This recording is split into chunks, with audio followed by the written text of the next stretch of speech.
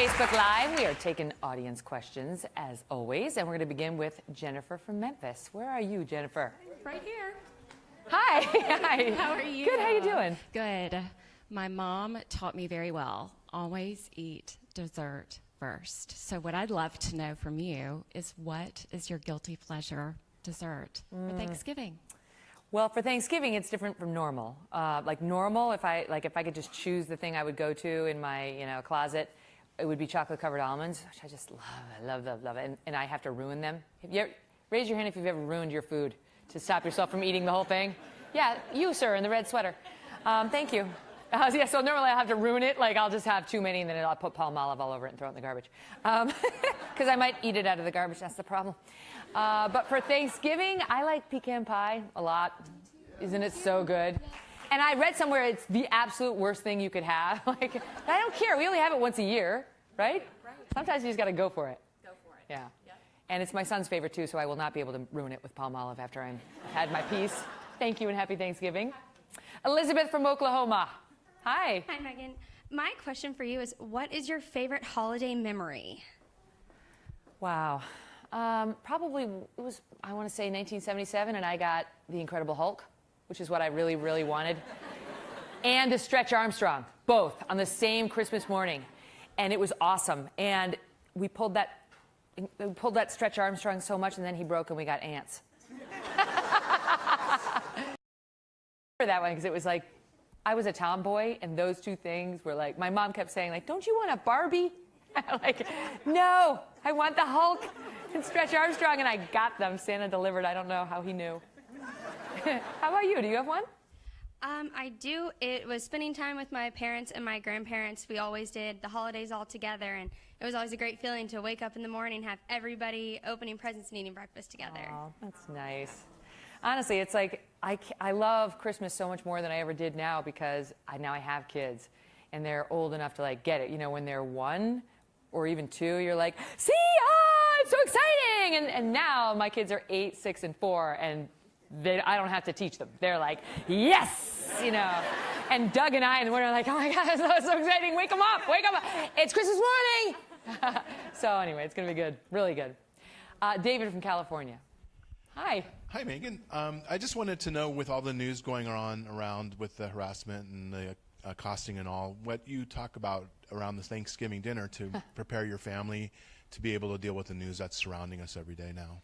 Well, I mean, we're in a good place because our kids are little, so they know generally. You know, my 8-year-old and my 6-year-old are tuned in enough to know there's some, like they'll ask what we're doing on the show and that kind of thing, and we talk about it in sort of very kid-friendly terms, you know, just generally. Like when the whole scandal went down at Fox News, they knew who Roger Ailes was, and they knew, and then I was in the news, and so I just sort of explained, like, you know, he did some bad things to women. He wasn't all bad, but he did some bad things to women, and you can't have a man running a company like that, so he had to go. You know, so we'll talk about it in very general terms without trying to scare them. You know, I don't want them to get scared about men, or, you know, believe they can't trust anybody, that kind of thing.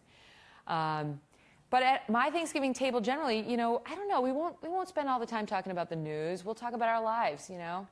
That was one thing I always wondered about that, because people always thought, like, I was a political person when I was at Fox News, and I never ever was. I never have had a political ideology. And my closest friends, one is a serious conservative, and one is a diehard liberal. And one is extremely pro-life, and one is extremely pro-choice. And that's never, I don't care. Like, I have never decided who's going to be in my circle of love based on their political ideology, and my family's the same, like all over the board. So we don't talk about it, we don't argue, we talk about our lives, you know, what's happening with your kids and what's happening with you and what are your hopes and your dreams. And I told a woman the other day, she asked me what a holiday tradition was, and every Thanksgiving, one of the things we do in our family is this game called Rosebud Thorn, because my birthday is on November 18th, and we always do this on our birthdays. And so since Thanksgiving's right after mine and the whole family gets together, we do this game, which I recommend to you. It's a good way of getting everybody connected to each other again, is you look back on your past year and you offer your rose, you know, the thing that you most enjoyed or loved, your thorn, which is the thing you least enjoyed or some difficulty you overcame or didn't, and then your bud for the following year, like the next year, what you're most looking forward to. And it's just sort of a good mental reset as you go into the holiday season. And it's a great way to get little ones talking too, because the kids can do it as well. So thank you for the question. Yeah. Robert from Florida. Good morning, Megyn. Hi. Happy Thanksgiving from my fellow Floridians. Thank you.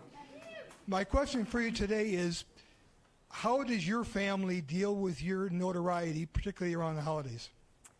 I don't know. With my kids, I downplay that. I don't want them. I want them to place zero value on fame.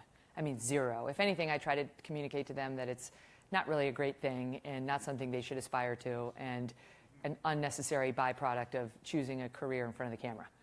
I just think that fame is a useless thing 9 times out of 10. If you can use your, quote, celebrity to draw attention to worthy causes, then it's good. But just like famous for the sake of famous is completely and utterly pointless. And I think what we see with all these like Hollywood people is they want to become famous because they think it'll fill some void, and it never does. So I don't in any way, I'm always telling them, like an eye roll about that stuff. But they know I'm on TV. And the new job has brought some benefits, like we had Sesame Street here a couple weeks ago. So, that to the extent it can bring benefits like that into their lives, they love it.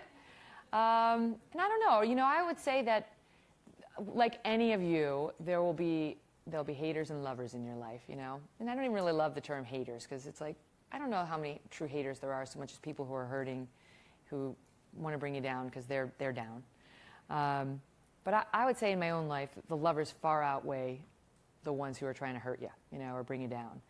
And I think it's too easy for all of us around the holidays, if we're feeling lonely or disconnected at a time when we should be feeling loved and surrounded by friends and family, to get down or start feeling sorry for ourselves or start seeing the worst in humanity. And I think we have to remind ourselves to do exactly the opposite of that, to not think of ourselves. I think that the moment you start to think about yourself as somebody who has bad luck, things go downhill. Even if in your mind you are lying to yourself by telling yourself that you are somebody with good luck, then lie to yourself because it'll become reality, and you won't have to lie for very long.